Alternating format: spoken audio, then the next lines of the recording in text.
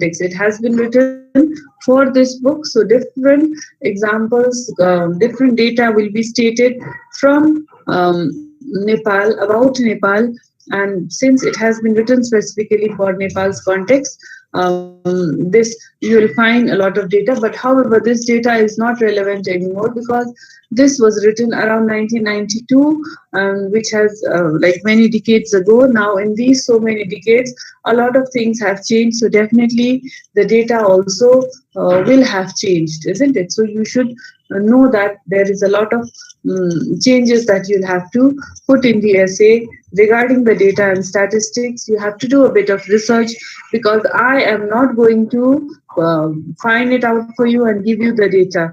My actually these days, even in school, they are not teaching you line to line. They are just guiding you go through the books, so that reading the books, reading the text is your own work, and hence this finding out the data related to the text is your work. And let me see how many of you find the relevant data. Tomorrow before the class you will present the data that you have found. Okay, so with this I start the lesson. Can I start? Are you ready with the books, class? Even if you don't have, some of you, I know you will still say that you don't have the books, but that is not an excuse, because this text will be available on the internet as well. I'm sure the lesson must be available. You can do a bit of research. Now let us begin. In 1992, over 1,500 of the world's scientists, including more than half of all living Nobel Prize winners, signed the World Scientist Warning to Humanity. This document reflects growing concerns about the state of the biosphere. So, in 1992, about 1,500 of the world's scientists, they came together, and they gave a warning to the whole humanity, and all of the world's scientists, almost all of the world's scientists. Then what they say, this document reflects the growing concerns about the state of the biosphere. What is the condition of the biosphere? Human beings and the natural world are on a collision course. Human beings and the natural world. Human activities inflict harsh and often irreversible damage on the environment and on critical resources. So our activities, the activities that human beings are doing, this is creating, inflicting a very harsh and irreversible damage on the environment and on the critical resources. If these are not checked, many of our current practices will put at serious risk the future that we wish for human society and the plant and animal kingdom. So what will happen if we do not stop this? That is that day will come when this earth will not be able to sustain life in the way we expect. All right. Fundamental changes are urgent if we are to avoid the collision our present course will bring about. We are supposed to make fundamental changes. We are supposed to make great change. All right. Then, in an unusual joint statement of the same year, the Royal Society of London and the US National Academy of Sciences, together again in the same year, another two institutions, they came together, and what they said is that the future of our planet is on in the balance. Till now it is sustaining, it is okay. Sustainable development can be achieved, but only if irreversible degradation of the environment can be halted in time. We should be able to stop the irreversible degradation of the environment. The next 30 years may be crucial, may be very, very important. The facts speak for themselves. The chances of contracting cancer, different facts are given. Underline or take note of these, because you will have to write the answers, and this will be asked in the exam, almost 100%. So the facts speak for themselves. The chances of contracting cancer, emphysema, or asthma are far higher now than they were a century ago. So day by day, so much of pollution is there that the chances of a person having asthma, suffering from different diseases like cancer, is more. Human sperm counts in some localities are worrisomely low. So the reproductive power of humans is also becoming very low day by day. Many of us suffer from premature hearing loss. So these days people are suffering from hearing loss, which at a very young age, because of the excessive noise. And we work longer hours than our parents. Yes, these days life has become such a rat race that we have to work longer hours. We want all the luxuries in life, so we want to earn more money. In order to earn more money, we just work longer hours, isn't it? And then we spend a great deal of time getting to and from work. So more time is being spent even in the to commute from home to office and from office to home. Then we are troubled by the effects of such things as lead and dioxin in our children's intelligence and health. So nowadays you must have seen this ad about the paint also, that this paint does not contain lead. So much of lead is there everyone, so much of poison is there everywhere, that we are worried about the lead that is there everywhere. We think twice nowadays before plunging on hot summer days into possibly contaminated rivers, lakes, or seas.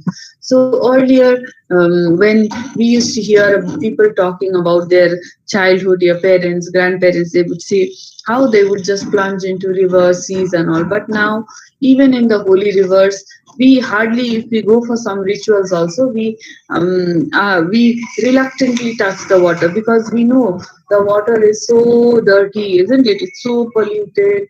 So, and it may cause us a lot of diseases. So we do not. We can no longer experience true wilderness. True wilderness is experienced like true nature. We can never experience that. We are uneasy about the poisons in our food, in our drinks, in our homes and workplaces. So much of poison everywhere. Insecticides are there, pesticides are there, this, that. So there is poison everywhere. The environment around us is not very nice. Then in our brains, in our livers, in our pets, domestic animals, lawns, farms, so everywhere there is poison. That means the environment has become so poisonous now. No wonder these days, isn't it? We have to protect ourselves, especially now that we have to keep ourselves confined to our homes, isn't it? Because it is not safe even to go out. We are surrounded by signs of global environmental decline. Worldwide, some species of frogs, salamanders, and penguins are declining. So the number of these things are declining. We have apparently nothing from the extinctions of the dodo and the great auk. So there are certain things that have already become they have already become extinct. All right. So what are these? Dodo and the great auk, passenger pigeon, and the moa. These have already become extinct. So if you want to see how these things look, you can Google them. You will find their images, isn't it? But that is all you will see. So see, we have lost our capacity to be able to see such animals. All right. Now, the continued in the wild of the most human like minds we know, those of apes and cetaceans, is in doubt. So, these apes and cetaceans, chimpanzees, which has very similar mind to humans, their like survival is also a very dangerous situation now. They are on the verge of extinction. Then entire fisheries are collapsing. You know, the area near the seas where people do a lot of fishing, these are also becoming less and less. They're collapsing. Every hour we add 10,000 people to our numbers. This data will have changed now. You find out what is the number of people that are added every hour. Okay, and then as there is no such thing as carrying capacity. You understand what is carrying capacity? That is like in your class there is a capacity for 40 students, right? So this is the capacity of your class. But if 50 students sit, somehow you'll manage. Then if 60 are there, you have to just push each other. But if 70, 80 is there, life will be very difficult, isn't it? Same way for the earth also, there is certain thing called carrying capacity. But if we keep on increasing our population again and again, what will happen is it is difficult. It will be difficult to sustain life in this earth. Then, and if we have learned nothing from the environmental failures of earlier civilizations, we should have learned a lot of things from the failures of earlier civilization, which we haven't done. We squander numberless resources unsustainably. We have been using these resources in a very wrong way. We have been squandering. We have just been using and using and using, not recycling, not reducing, not doing anything to grow it back. So there have been many civilizations before us which used to be pristine. They used to have a very enjoyable life. They would have all the basic necessities. Nature was very good to them, but they were not good to nature. So as a result, what happened? They declined. And then what happened? There was environmental failure. And so these just collapse. These civilizations collapse. You can search for this also in your Google search. You can search for many civilizations that have collapsed, like Easter Island. Some other are also there.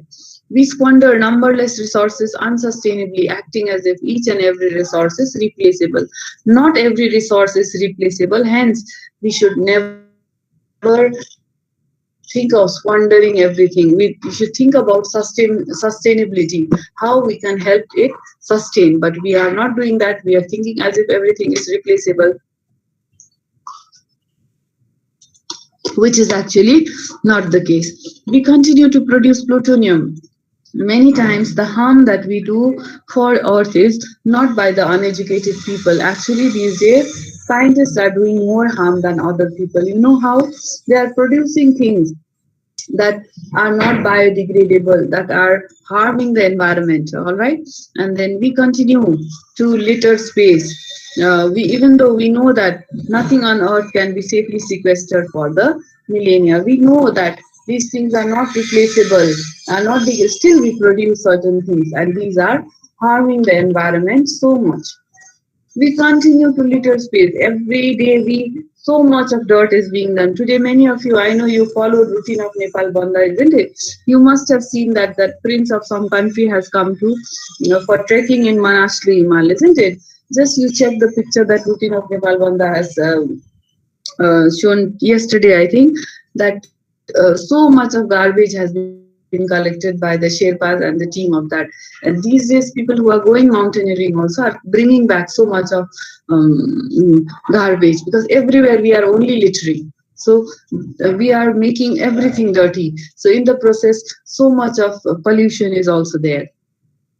When we fight pollution, we typically try to partially clean up things up after the fact instead of opting for the cheaper and healthier path of prevention.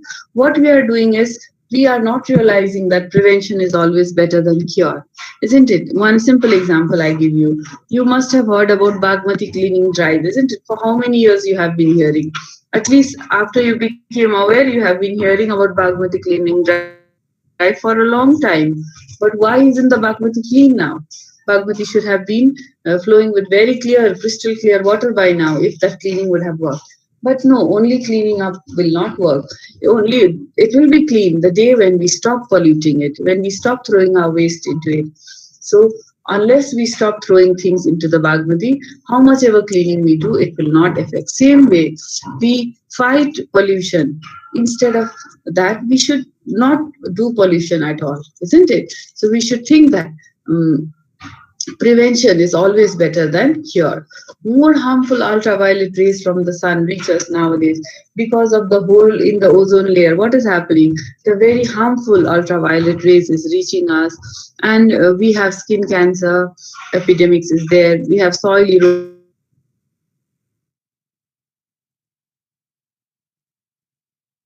There's a lot of we are already seeing the first signs of human-induced climate changes. So we can see the different climate changes that are happening. Doing little more than crossing our fingers and praying that dire predictions of sizzling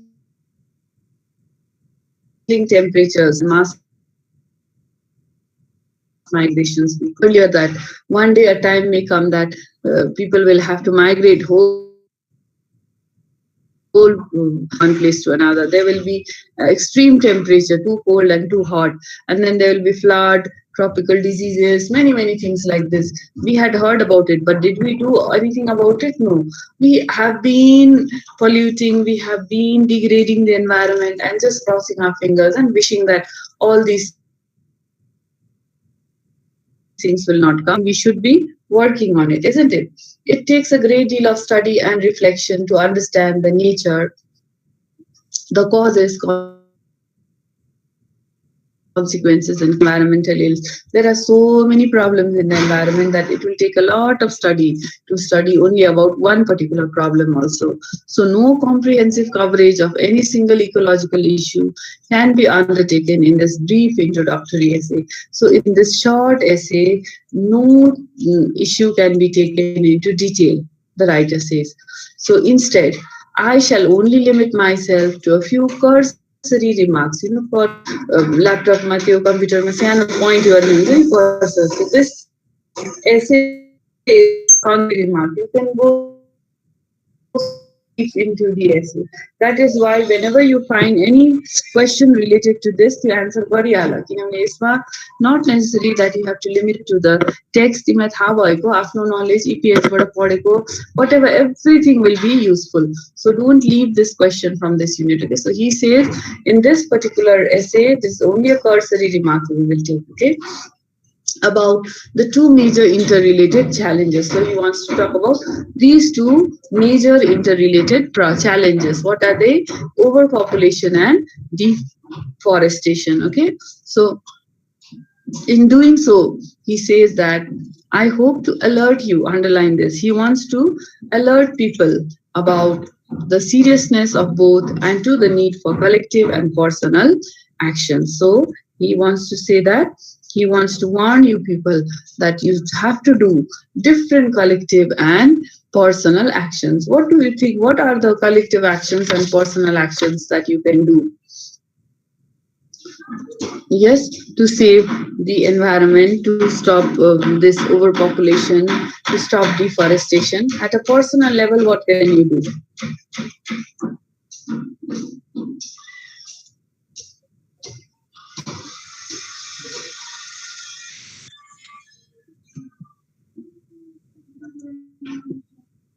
Yes? What can you do at a personal level?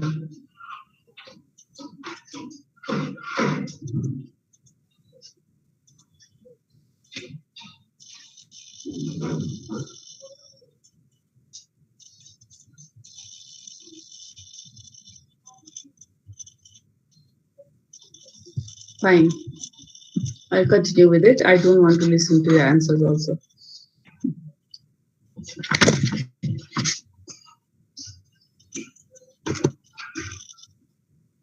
Human populations have always been in a flux for the simple reason that every day some people die while others are born. Throughout most of the human existence, the number of births was slightly higher than the number of deaths. So now we are going to analyze the causes of overpopulation and deforestation. All right. So when we analyze the cause, we go back to the past. When in the past, what has been happening is that every day some people are born while some die, isn't it? So the number of births was little higher than the number of deaths. So the rate of population growth was very slow. This happened throughout the civilization. So a few hundred years ago, what happened? The situation began to change. How? Because especially in the industrialized world, what happened is there was great advancement in nutrition, in sanitation, and in health sector. So because of this, people started living longer and more people reached the reproductive age.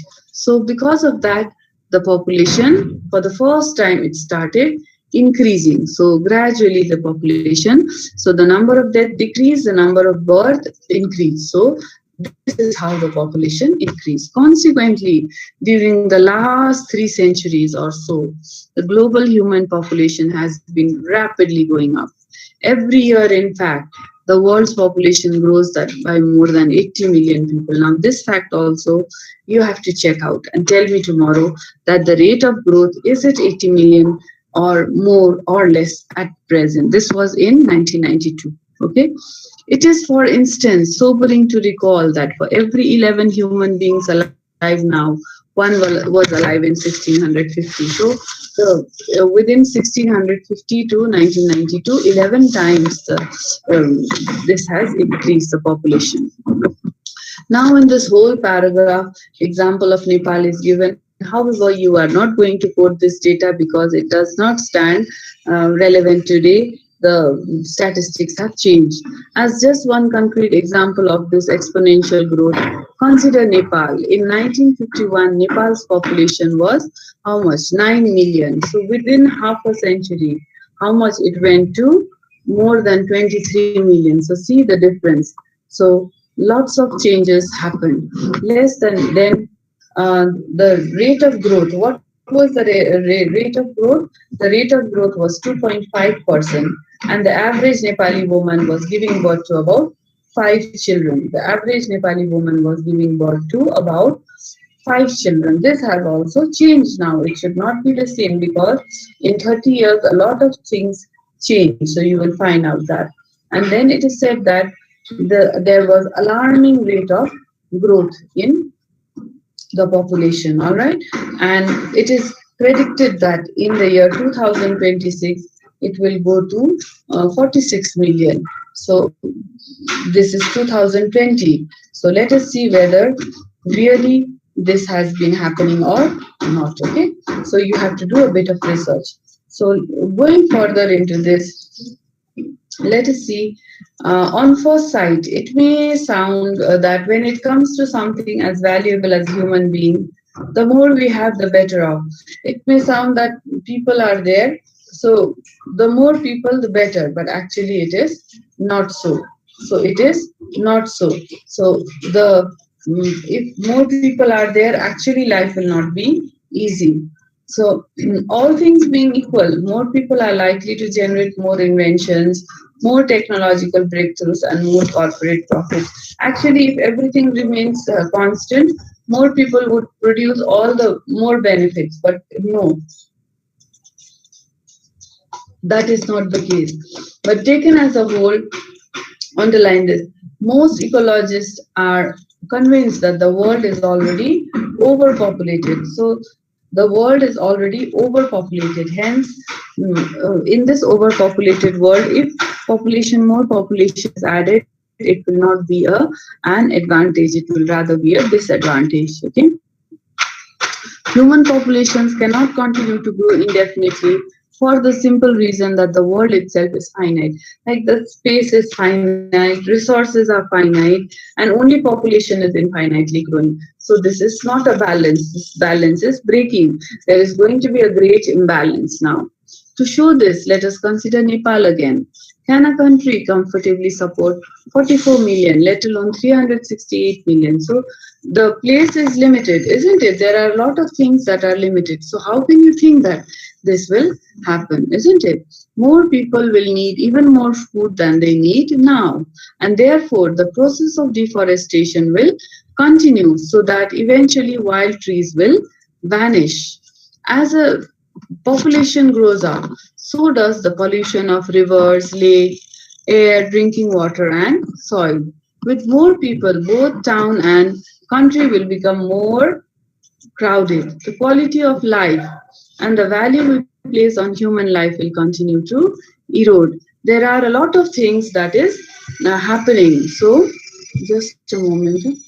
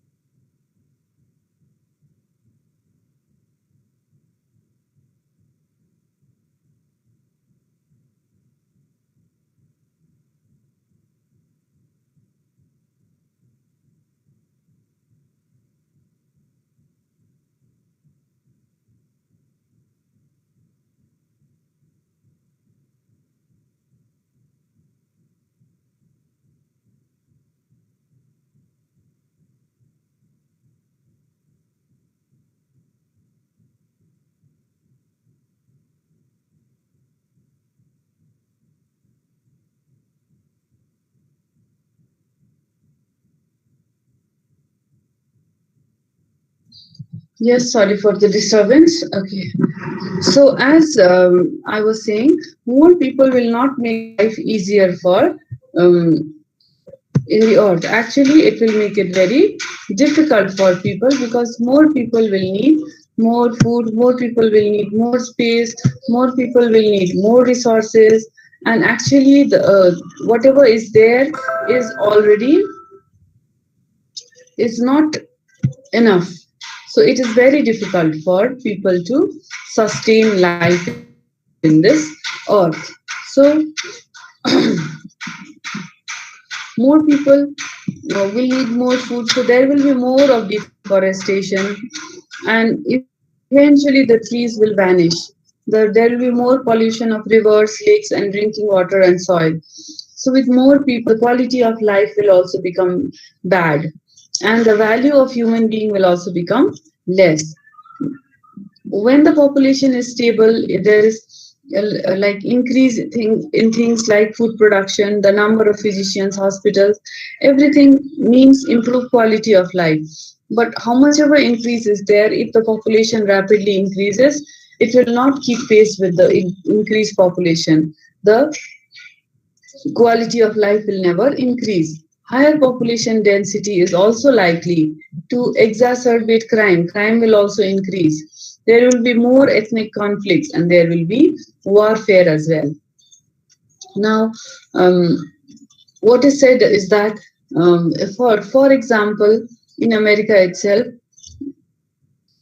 the estimate is there that in 1992, 60,000 people die each year from respiratory diseases, which are turned by human induced pollution. More Americans die each day from asthma, which is aggravated by air pollution. And in 20 years, this has increased threefold. All right. So the situation in cities like Los Angeles, even our city Kathmandu, Mexico, and Shanghai is very bad. All these cases, the situation could be considerably improved by controlling pollution and population. So, what should we do?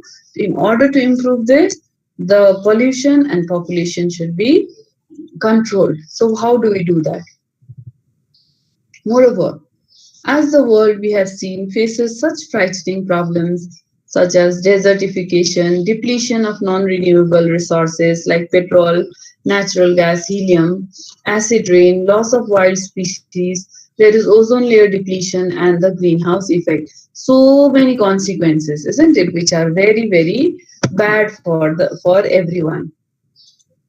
Then a United Nations 1993 document puts it this way: population sizes and rate of growth are key elements in environmental change. So, the size of the population plays a very great factor in environmental decline. This is the interconnection. At any level of development, increased population will increase energy use, yes or no? Will increase the resource consumption and also the environmental stress. So these three things are very, very, very important. How do you know? More population means they need more food, they need more shelter, they need more resources, isn't it? For the basic necessities also, they will cause more environmental stress. So the more people the world has, the more severe these problems are likely to become. Thus, large and rapidly growing populations make decisive contributions to all the environmental problems. In the long run, efforts to save the biosphere depend in part in our species' ability to roll back its numbers. So, the only thing that we can do is we can try and roll back our numbers. That means control our numbers. Yet, there is a bright side to this otherwise grim tale. There is a positive side also. That is, history and common sense tell us that we can control population growth. How? The German and the Swedish population are examples. So we have seen that in Germany and in Sweden, this has become possible. They have controlled their population. So the the world trend, it is being defied. It is going in the other way. It has slowed down the population growth. So in these two places it is declining, and in many overpopulated countries like China, Thailand, and Egypt, the rate of population growth is becoming less. All right. Now it is slowed down remarkably. Now, how do you think this has happened? The governments must have made different laws, isn't it? Like in China, we know that there is one child policy. Because of this, a lot of good things have happened that really the rate of population growth has reduced. Thanks to the concerted government actions, how do these countries manage to reverse or slow down population growth? How are these countries working actually? Many factors. Only one factor doesn't work here. So, um, account for these remarkable declines. The first thing is modernization. With modernization, a lot of things change. The way people live, the way people think, their awareness changes. Hence, this is their literacy. Literacy, when a person is literate, he will be aware about things around him, and hence, this will bring about change in his way of thinking, and definitely he will produce less number of children. Media campaigns help a lot in creating awareness among the people and in making them aware that it is always better to have few number of children and in at a personal level as well as about what is happening to the world. Then readily available family planning measures. Many times when people even know also, if they don't have the measures available easily, that would not work. So the contraceptives and easily available family planning methods should be given by the government. Equal economic, educational, and legal opportunities to women. So, as women are the ones who give birth to children, and earlier, when women were not empowered, they did not have their say in their reproductive right. Now that the women are educated, they are independent economically, they are educated as well as now legally also they have the right, so they can say if I don't want to give birth to children, I'm not going to give birth to children, isn't it? So they are not considered as baby producing machines anymore. What they have been lacking, human beings thus know how to control their numbers. So from these examples, we see that yes, they know how to control their numbers. The only thing that is lacking is the resolve, the determination to make use of this knowledge. So tomorrow we will be discussing more on what we have is a little bit on deforestation, and then we talk about the remedies. As of now, so what you will do now is we have little time left. So you will be finding answer to this. Are most living Nobel Prize winners optimistic about the future of humanity? Why? What do you think? Do you think that the Nobel Prize winners, these scientists who are saying this, are they optimistic or not? Yes. Are they optimistic about the future?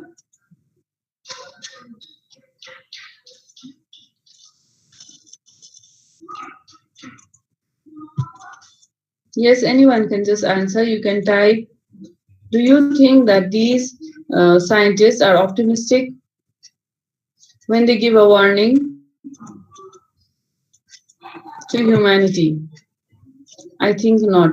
But actually, though they are not fully optimistic, also you can see at least they think that human beings are aware about the drawbacks of overpopulation, and once they are warned about it, definitely they think that human beings will understand, take heed of their advice, and they will change their ways, and they will stop overpopulating, and they will stop deforestating, and they will do something on it, and they will improve their lot. So like it is, you can take example, suppose I give you a warning about something, you are doing something wrong, and I say, see this, what you are doing is wrong, this will lead you to trouble. So if I give you a warning, that means you should understand that I am saying this because I know that